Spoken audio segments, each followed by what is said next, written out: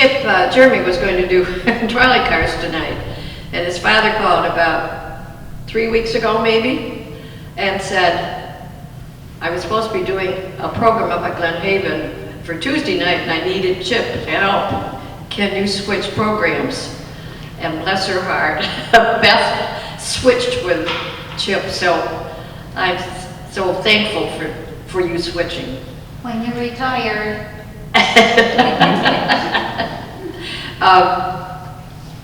On the back table are two sign-up sheets. One is for a tour of the Heritage Hall on July 20th at 1 p.m. So if you want to go, sign up, and please put your phone number on the sheet also. The other sheet, I'm trying to get back to working with email more. Carl did it a lot, and he knew how to do it.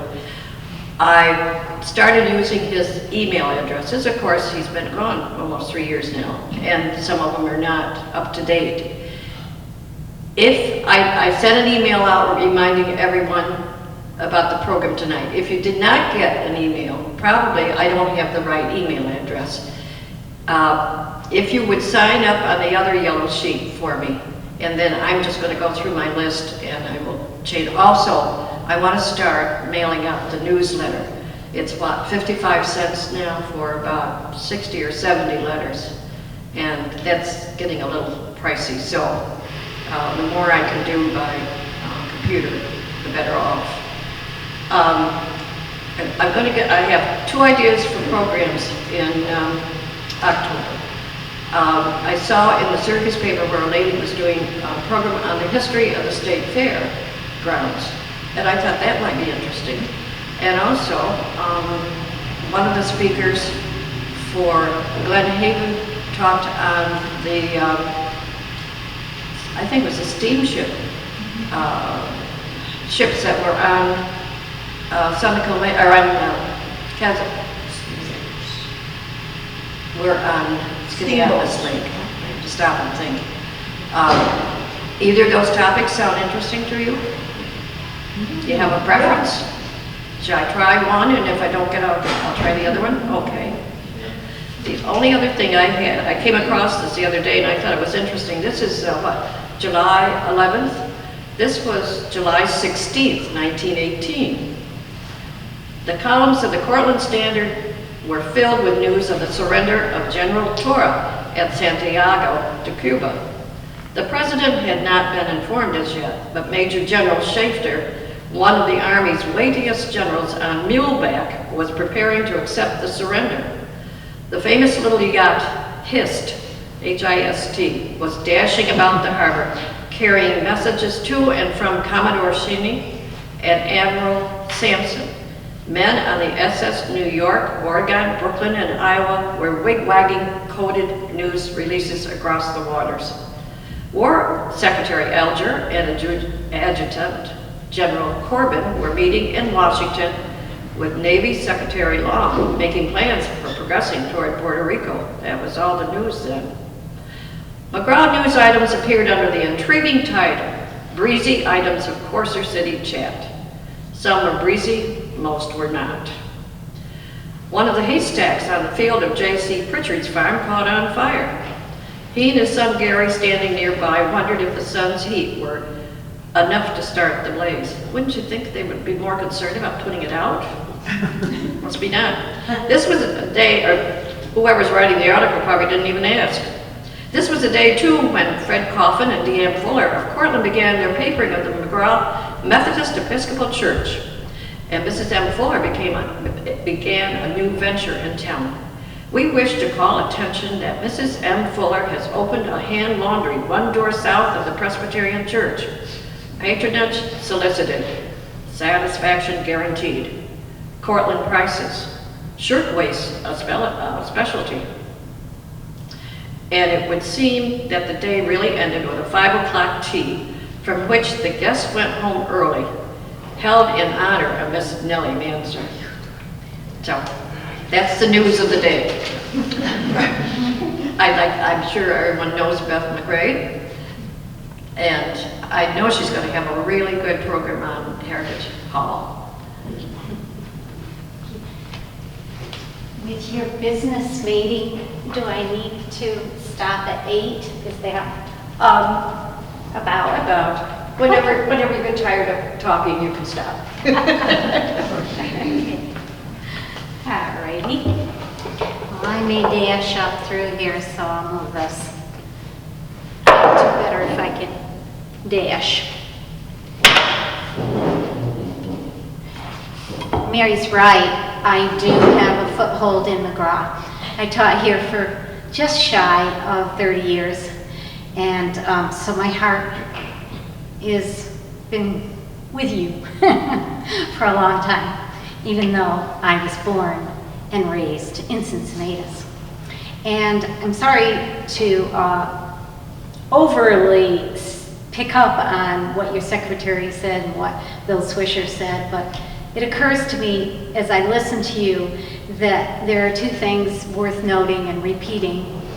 That it is indeed fun to look at history, and if you look around, most of us, with an exception, Tabitha, most of us are getting older, and so we wonder, where are the young people? And I will be the first to say that I couldn't be dragged into this when I was young. I was too busy. I had a family, I had a job, I had a marriage, and you hardly know where it all goes. It's so fast, but you are occupied. So how do we counteract that? I hope I can offer something tonight to you, but I think your secretary already said something to the effect that it's youth, and how are we going to reach the youth? And I think that I'll touch on that several times tonight, but it is your only way to survive. We are here, we are important, we are a bridge, but they are the link that will take you on when you're gone. And I think that's important. The other thing is, Bill mentioned how much fun the past is, and it is fun, but I will allude to a character tonight, a real character, who, as much as she loved the past, she was unwilling to stay put in the past.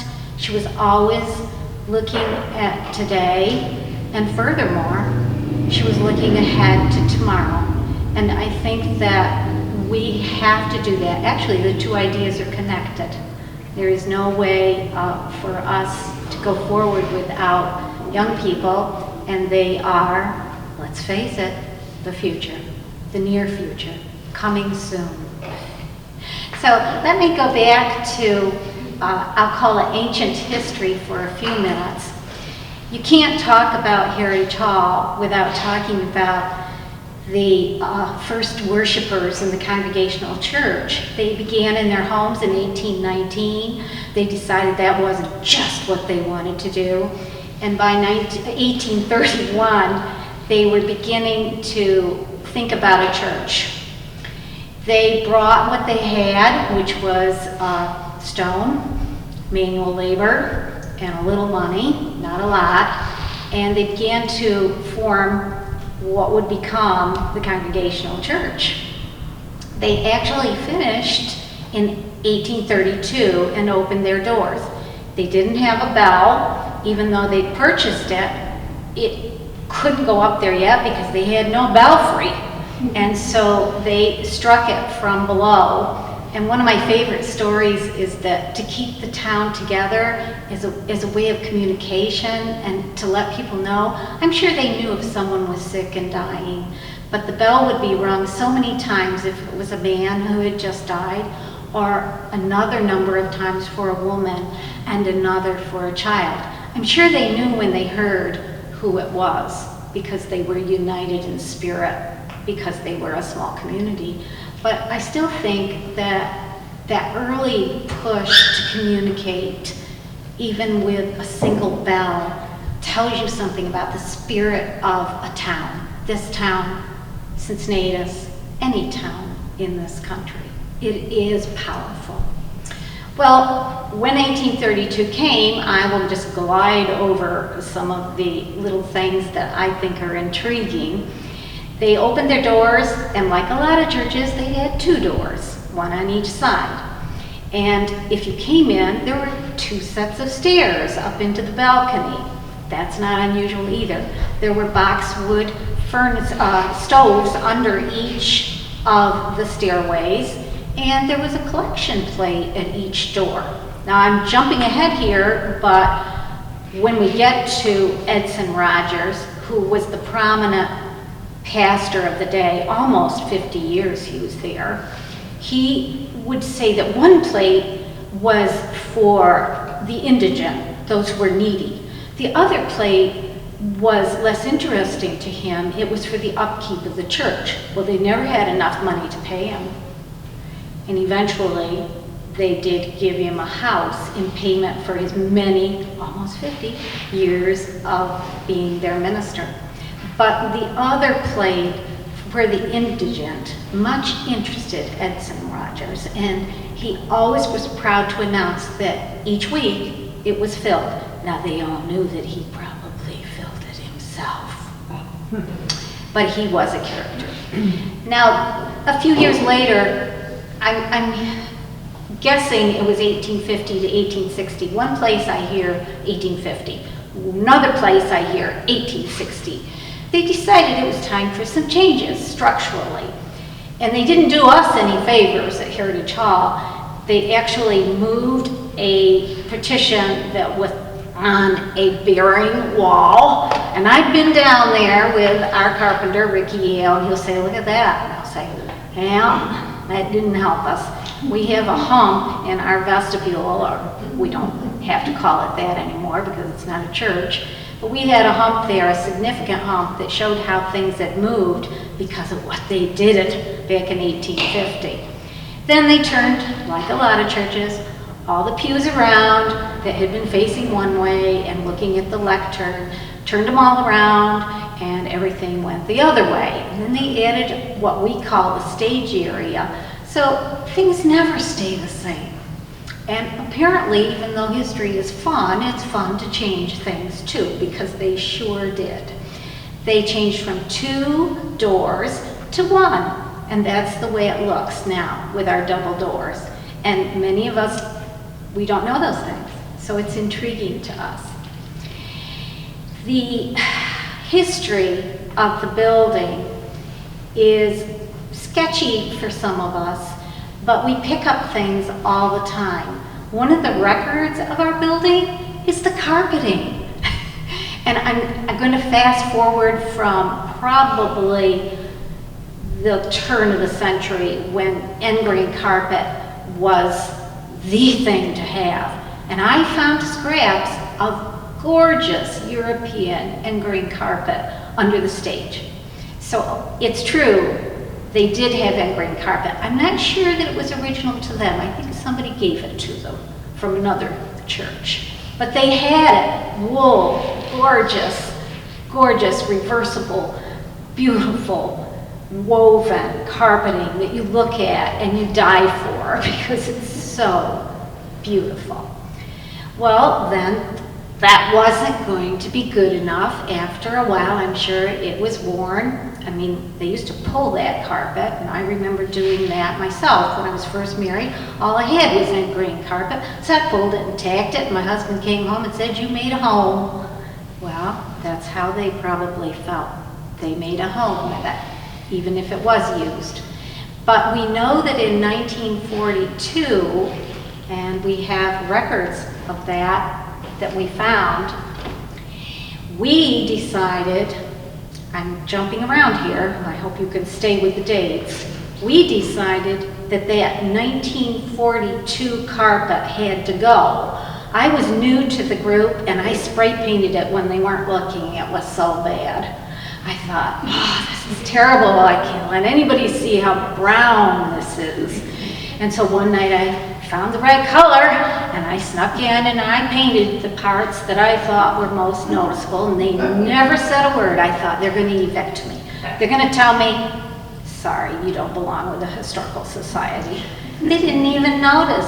And when it came time to get new carpet for us, they said, well, it doesn't look that bad. I said, well, the reason it doesn't look too bad is because I spray painted it. And they laughed. And they forgave me. But when you look at the 1942 carpet, it stayed there a long, long time. In fact, until just recently, we had wool, red wine colored carpet that stayed in our building from 1942 until the present. That is a long time, 70-some years, that carpet stayed and stood us in good stead. No kidding. So when we came along, it was winter, and my son Devin and I happened to be down there, and I said, let's pull up a corner and see what's underneath it. See if there's some kind of padding, or let's see what the boards look like. Let's check it out. So we happened to go over to the corner that's by the new side door, or 1970s, that's new. And we pulled it back, and we found this. It was a piece of tin, and inside the tin, we opened that up, and the first thing we saw was this envelope that said, important. Oh, well, I said, Devin, if this is money, let's go pick up your wife and skip the country. It's worth it. Well, we opened it up, and it was quite a long letter written by John Sherrar, who was one of the pillars of Cincinnatus. He had the coal and feed store, and I lived right in front of that, so I knew John. In fact, we used to run into our home's cubbyhole. We called it the cubbyhole, because we knew John Sherrar was coming down the driveway, and we would peer out at him because he'd say under his breath, watch out, Johnny, you're gonna fall. Johnny, don't you slip now. Be careful, Johnny. Well, we were young, not like we are now. We thought it was hilarious that anyone would talk to themselves like that. I don't think it's funny at all anymore.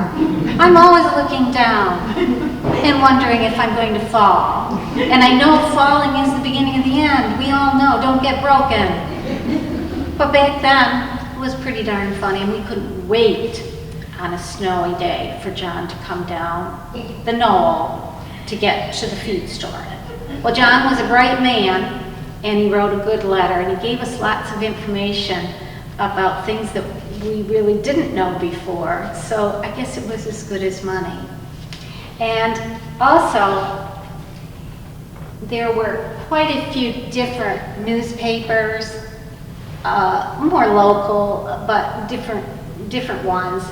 And we noticed that the date was December of 1942.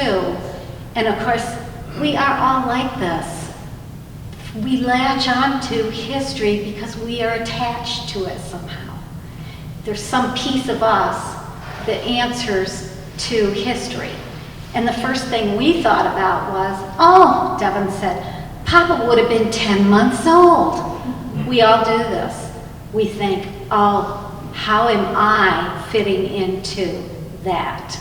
And it is rather moving. I couldn't get Devin to move for a long time. He just sat down with the newspapers, and I thought, well, I guess we'll go home sometime. But I'm going to afford myself the pleasure of jumping, but to get back to those kids who aren't here, one of the things we did to connect, and we always have to be looking for ways to connect, is that we went to the New York State history kids over at school. There aren't any kids in the churches to speak of. It is so meager. I wish they were, but they're not there. I can't find them, and I keep looking, but they're in the school. So we do with what we have. And we went to the New York State history students and their teacher and their principal and their superintendent, and we began to form a working relationship with them. That takes time. You gotta give up your afternoon and then give it up again and keep connecting. What did we do? Ultimately, the New York history students, there were 43 of them, came to our building and we showed them the things we had and took them on a mini walking tour of the part of the town where they were, the block where they happened to be. I dressed up in period dress, had a hat, and thought, oh Beth, why did you do this? 7th graders, they're the armpit of the world. Why did you do this to yourself? And then there was this little voice in my head that kept repeating 2 things. 1, it'll be over in an hour. 1 hour, that's all you gotta do. 2, if you make a big mistake, they'll never know it. They'll never know that you just flubbed it. Well, the nice thing is, they walked up when they were surrounded by support. There were kids from all manner of backgrounds. They were psyched. I've never seen anything quite like it. I couldn't believe that they loved it, but they never stopped listening. There was not one student who was spoken to for misbehavior. And they were absolutely mesmerized by the things that we could show them. They like real things. We all know that we all like real things. So after we showed them the carpet and the big hemlock boards, the 18-inch boards that were underneath, after we did that, we actually moved to a neighbor's yard where we could show them a leach stone. They had no idea what a leach stone was. Well, so what? They were very intrigued by its realness. So you could explain to them that this was a soft soap and how it was made and how the lye would trickle out in the channel into a receptacle. And guess what? There was an ashery just down the road, which we can see another day, and they are just waiting for you to go on. From there, we took them briefly to the library, and the only thing I heard was on the way, when was that built? How did that get here? It was right on. And I felt flattered by the way they felt. So we got there, never even went inside, did a perfunctory, this was 1931, this is when the brothers came, and the Kellogg brothers, and basically saved us. And because they endowed the library so heavily, we are able to survive in a way that many libraries are not. Well, that was perfunctory enough. We went on our way over to the Rogers house, which the library now owns, and that involves my story of the woman who I said kept her foot in the past, in the present, and in the future. We only went to the porch because time was brief. They only had so much to give, and actually I only had so much to give myself in terms of voice. I'm going to get a lapel mic for next time. And we told them a little bit about how the Gee Whiz train came through, how originally where that lawn was slated for more railroad, and it didn't happen. And it became the lawn of the Rogers house. And who was Mr. Rogers? Well, he was the low-down abolitionist who was there 50 years as minister. So you just get all these rivulets of information that fascinate kids. Like, how did this happen? Here's this Congregational church, and you've got this abolitionist who Thomas Beecher wanted to draw away because he knew that Edson Rogers was from Harvard and could do better things in better places. Well, Edson Rogers didn't leave. He stayed in Cincinnatus. And he kept to his tenets about slavery. In the process, as we all know, when we stand up for things, you sometimes suffer.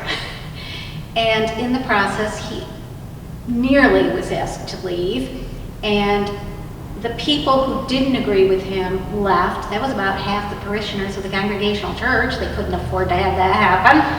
And those people, I think that's why we have a Baptist church. where they went. The Methodists benefited, the Baptists benefited. So everything seems so connected. But to get back to the Rogers house, they never paid him. They never had enough money to pay him. So eventually they just deeded over this Rogers house to Edson. Well, Edson and Mary, his wife, had 10 children, I believe, and they decided that they would stay there till their dying days, which they did.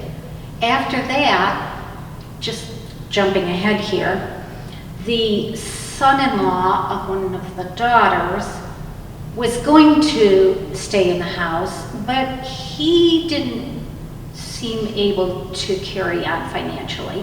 He had a friend who was a lawyer, and you know, they're always really, really good people to be friends with. Well, his name was Arthur Vile.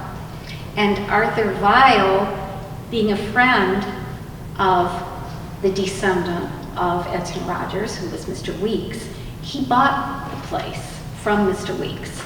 And he said, I'll retire there.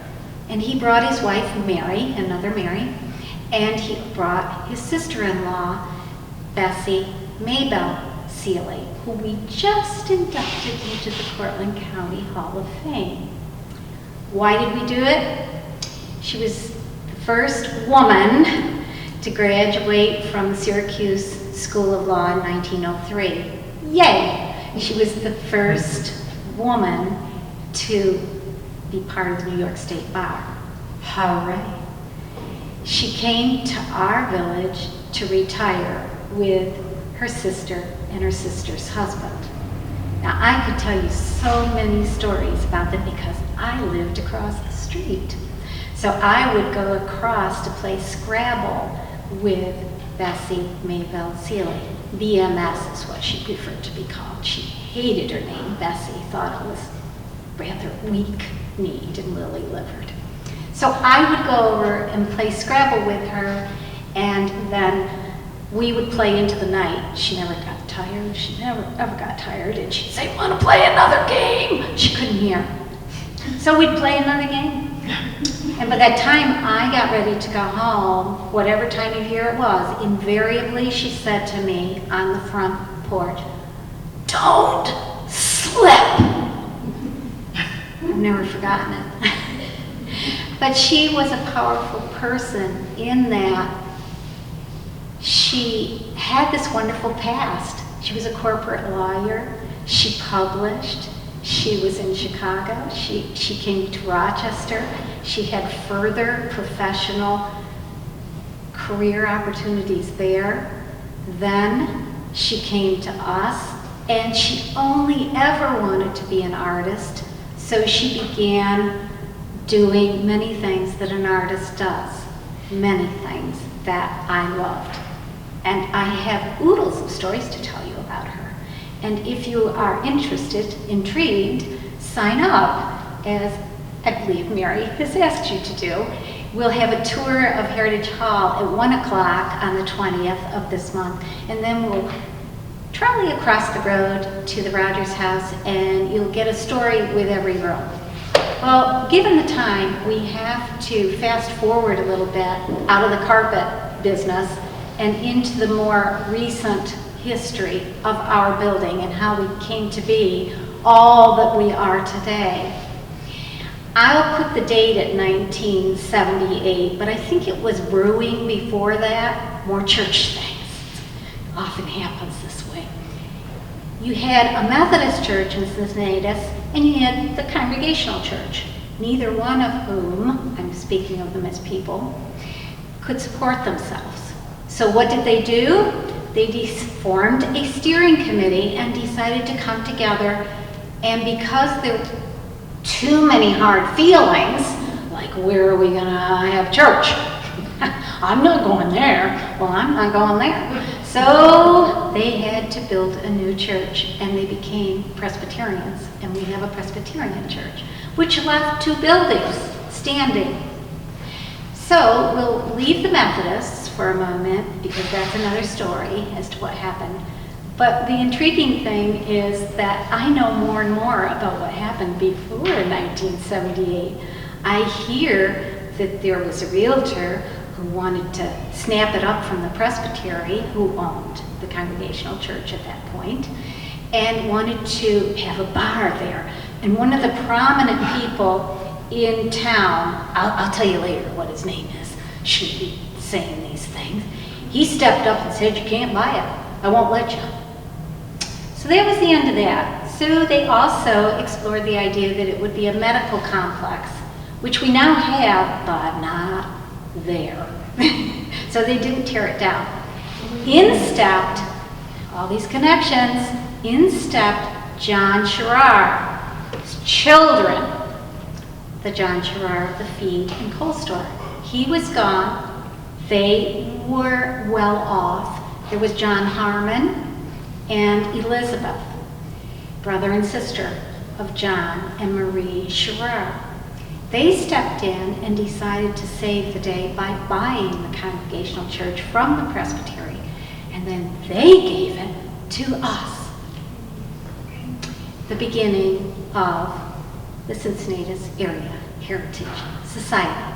And that's about the time I was digging in my heels, because my mother-in-law, Rachel McCrae, was town historian. She was avid. My children remember that when it was time to go home from her downtown home to my on-the-hill home, she said, "Just have to stop here for a moment at Heritage Hall." And they knew that meant they'd be sitting in the car quite a while. She was so devoted. She loved Heritage Hall. I, on the other hand, was digging in my heels. I became a charter member unbeknownst to myself. She did it without asking me. I was not pleased. I like to run my own life. And now here I am doing exactly what she would have wanted me to do. So figure it out. We are strange creatures and our lives change. But in 1978, we came into being, and I don't want to say we spun our wheels, because there were many fine things that happened. But as you know, an old church or an old building such as ours is darn hard to maintain. It takes a lot of love and it takes money. Two things that, well, if you got one, you might not have the other. But that is what you're faced with. And we did have a wonderful benefactress. Dorothy Halbert was a musical prodigy, and Dr. Halbert lived in the house where Tabitha lives now. She basically bequeathed her home to the society. When she died, Sean bought the house, and we got the money, which gave us something to work with. But as you know, if you ride around the country, belfries are a problem and steeples are a big problem. And 2 years ago, in a storm, part of ours came down again. In 1990, the society had spent $20,000 to call in a professional steeple company, and they said they'd guarantee it for life, but they're gone. They're not around. So there we were again, looking up and wondering, now what do we do? Add to that we walked in the door that spring 2 years ago, and the vestibule ceiling had collapsed. You don't have much choice when you're faced with these things. You either die or you get up and you fight. And we fought. We're still fighting. We, of course, we're lucky. We had a community. Some of you are part of the support system. We ran an immensely long fundraiser. We wrote grants until we knew how to do them. They're all a little different, but we got pretty good at it. We didn't get them all, but we never stopped. In the meantime, we tried to keep our programs going. We forged ahead a partnership through the Central New York Arts Group, the council, and we formed our first major program with kids in school. Not a small thing, a big one. We took the music as our first strand, and we invited a whole chorus, 712, to participate in a program that was what I would call a PRISM program. There was no practice, but we had 2 singer-song professional groups, and we went from the students singing to one professional group to another professional group, so they were working in the round and learning from each other. It was the most powerful thing I've ever seen. And the place was packed because those kids have parents. So we were really killing as many birds as you can possibly kill with one stone. We got them in there. We followed up with a Saturday workshop with the professionals, the 2 songwriting groups. It was not mandatory. Your grade, kids, does not depend on this. They came anyway. They came back. And we worked in the morning. No food. Our grants don't allow for food. We have to deliver on an intellectual level. So we worked with them again. This year, we're going for more. We are bringing in 2 more strands. One is art. Art students will be hanging their work in our building and the library. That's another partnership for us. And we also are bringing in storytelling. We're working with a professional storyteller from Ithaca College, and that will be a group of younger students. So we will actually span from 3rd grade through 12th grade. How will it go? I dare predict it'll be as powerful, if not more, than last year. There's no other way that I know than to hook up with the school. And they seem excited about it. They seem supportive. When we had a meeting a few weeks ago, there were 8 team members, all of whom were teachers or support people, and all 3 administrators came. 2 principals and a superintendent. And Bill, you know that doesn't happen unless they mean business. They want to work with you. They don't come to your meetings unless they believe in you. So we're forging ahead all the time with partnerships. Some of them are small. We wanted new, we listened to our people, and in the community, they wanted to have the lights, the little candles back in our windows that they remembered from yesteryear. There's the past again, that fun past, and they remembered it. Would we do it? Well, we're counting every penny.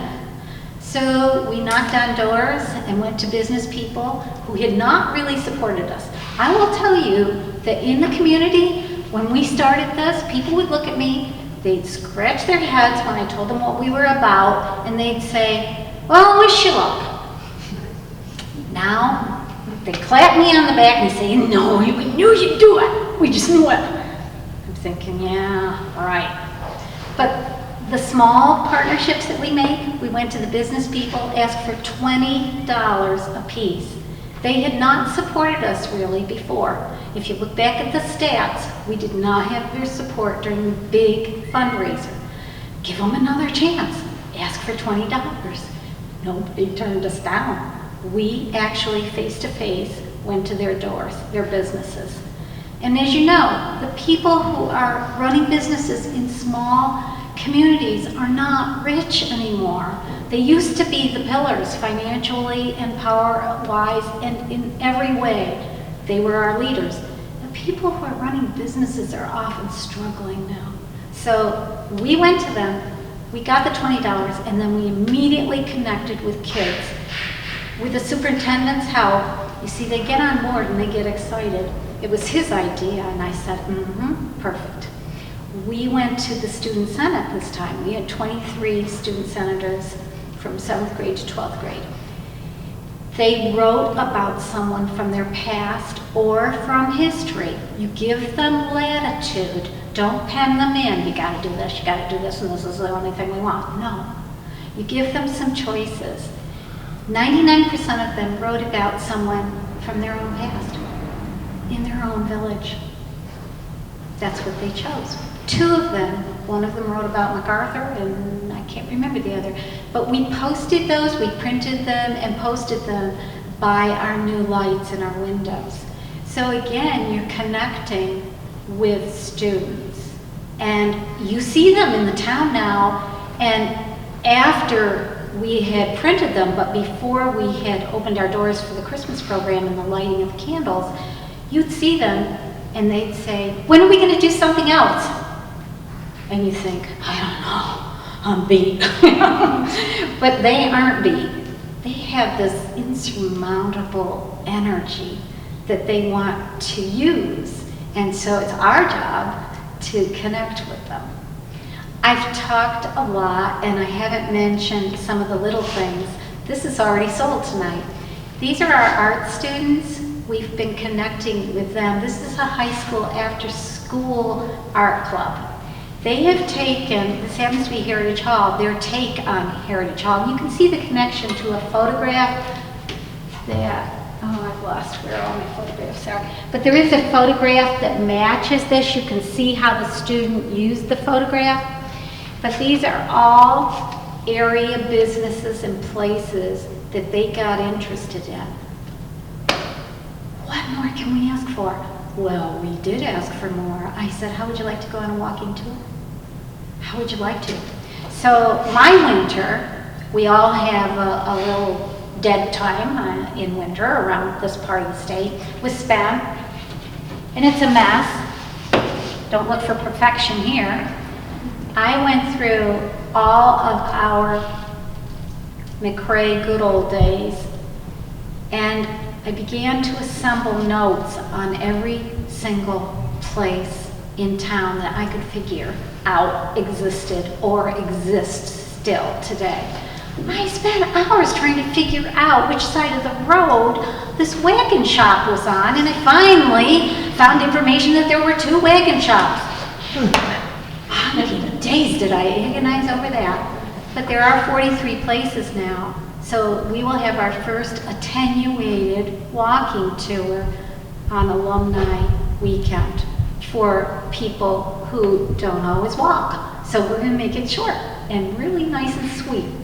I never did mention, going back to those New York State history students, that we ended on a really high note, and I forgot to tell you. We went down to a nearby home that was a gun shop, the Moore gun shop, and we showed them the spread eagle insignia in the foundation of the home. And the man who lives there, Bill Tay, you probably know him, Bill Tay said, I never knew that there was a gun shop here. And he said, did you ever figure out why my house is so weird inside? And I said, yes, because Mr. Moore lived in the back and the shop was in the front. I can't believe it. I said, oh, I'll print it out for you. So you never stop learning, and the kids left on this, I mean, they were as high as they could be. And one more connection, they're coming back. They're going to put something in with our time capsule, because we can't, this is the problem about history, it doesn't stay the same. We can't put this back under the carpet because they glued it down. And we don't want anybody to have to pull the glue off to find what we think is precious. So we had to find a new place to house our treasures, which is going to be under the stage area. And there's so many more stories about that stage area. I could go on. But the young people, the students, will be adding things that they think are important to what we are adding. We are adding our own bit to 1942, and then they are adding their bit. And by connecting, yes, the past is fun, but so is the present, right now, today, and so is the future that you're leaving for that next bunch of people who get to the point where they've got time to think about it. And that's what we have. That's the gift of getting older, is all these files open up, and we have so much that we remember and want to know about the past. We've got room for it now, in a way I think most of us didn't before. I will hold up one of our major achievements. My daughter, Gwyneth, works in a company that does curriculum for schools. And so her editing skills are top-notch because they have to be. She took the next notebooks that belonged to her grandmother, and there are enough for 5 more of these. She will not get a rest, and she's not wicked. But she spent her winter editing and putting together another book. So we have something. The problem, as Sally knows, is that we lost Sally's index. I don't know where it is. Sally did an index for these volumes that were published some years back. We don't have a clue as to where that index is. So Beth, being me, said, I'm going to start over. I said to Sally about a year ago, is it hard? Do you think I can do it? She says, it's simple. You just need a spreadsheet. I thought, okay, I'm going to try it. So in my winter, I did an index for volume 1, an index for volume 2, and an index for volume 3. So that's very exciting for us. We also spent time with tech students at the high school, and we asked them to take some of our images and work on them, and the results are spectacular. We have a whole new line of postcards. And okay, maybe postcards are passé, but we've been selling quite a few. So they are a hit, and they are absolutely dear. I mean, look when you get a moment before you leave tonight and look at the fronts and the backs. They are spectacular. Another connection that you have to have with young people. Is it easy? No, it isn't. Sometimes I felt like we were waiting, but they do have other things to do besides us. And my idea, as Bill would attest to, is no, you don't. Take the things that you're doing now and make them into things that you can do for us too. Combine, come on, we can do this. But not everyone thinks like that. So we do have to sometimes be patient and wait for them to get it together, and we can get it to the printers.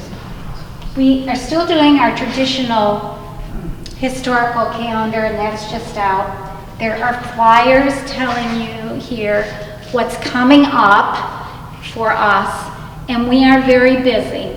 We actually made a connection with Jack and Helen O'Field.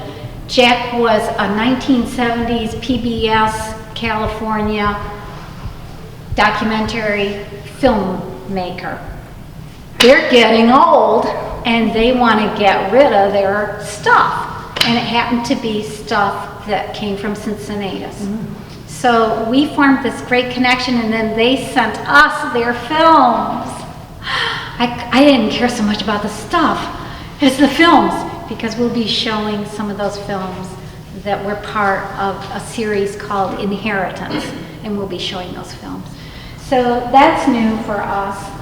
The note cards are, if you remember, Barb, she was Barb Gleason.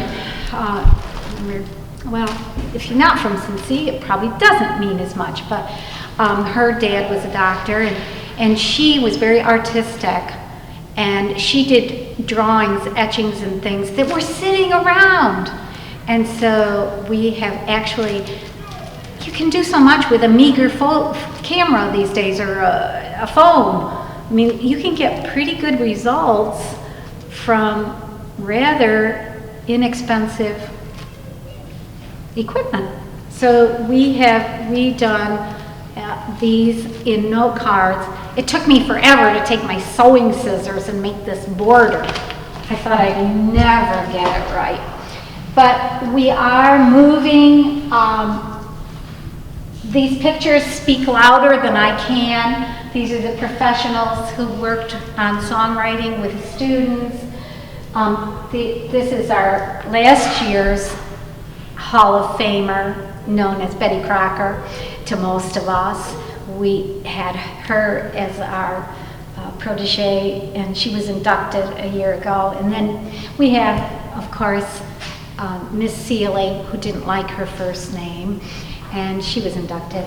Rather exciting to us, and certainly a showstopper, is Mary Young, who taught here for, a long time, probably 30, I don't know if it was 30 years, but she taught here a long time, and she, like Bessie Seeley, didn't really want to teach music. She wanted to make quilts. And her mother wouldn't hear of it. Just like Bessie Seeley's parents said, you're not going to be an artist, you're going to be a lawyer. And she did it. And Mary was a music teacher, and she was a good music teacher. But now she's doing her first love, and we're raffling off this spectacular quilt. And for this area, I asked her, I said, Mary, it's 8 o'clock. I said, Mary, what do you think we should ask? And she said, well, in our area in Florida, we ask $1 but we get thousands of dollars where she is at quilt shows. I said, we're not going to ask $1. We can't do that. So we are asking $3 or two tickets, 2 raffle tickets for $5. And everybody gives me 5. There are so few people who give me 3. I've enjoyed you, and feel free to look around. We've tried trifolds because we can take them any place. We can take them to South Sea Lake for their Fish and Heritage Day. We can take them anywhere, and there's something old-fashioned about them, but still, people do like them. So we've done quite a few trifolds. We invite you to our upcoming events. We will have the tea, and then we are planning on the film, and then we're going to, something I didn't mention, connecting with things that already exist, and not only kids, but there's going to be a fall festival at Cincinnatus. It takes the place of the Corn Fest, and rather than compete, you connect. So we will be having a Tasha Tudor tea on the same day that the fall festival is held. You just can't go it alone and survive. Thank you.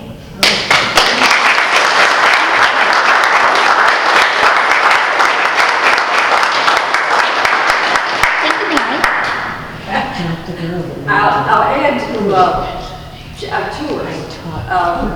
About 10 years ago, the teachers over at school said we need 15 minutes of New York State history. That was required for the state.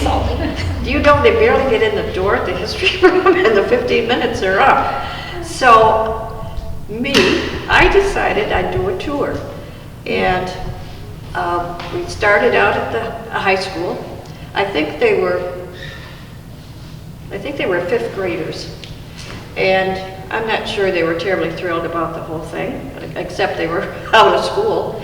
And I brought them up through South Street, talked about the old fire station and the dairy plant that had been there, the quartz industry, and along the way, every once in a while, there'd be something in the ground like steps, and they didn't know what those were. And I said, the buggy would come up, right up by those steps, they'd open the doors, and the ladies would pick up their skirts and they'd walk down those steps and they'd get onto the sidewalk. So we came up on Main Street, talked about the library and what Main Street looked like probably 50 years ago. To them, that was probably an ancient. Going back down South Street, we're doing pretty well. Got onto Elm Street, and I started talking about the trolley cars coming up through in the 1920s, 1910s.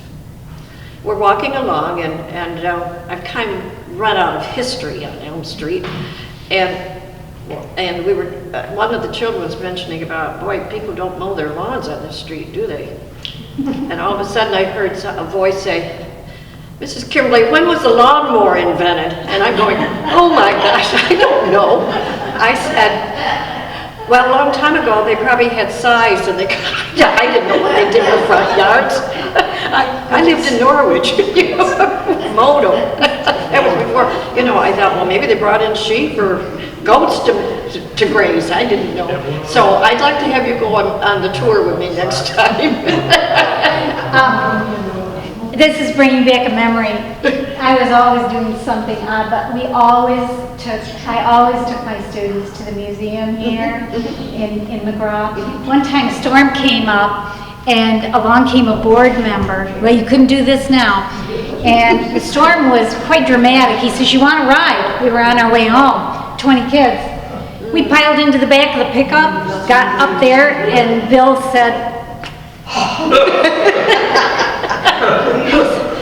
"What do you expect? You know, you don't want to sound lightning, do you? You know, we had to do what we had to do. We were part way back and the storm came up."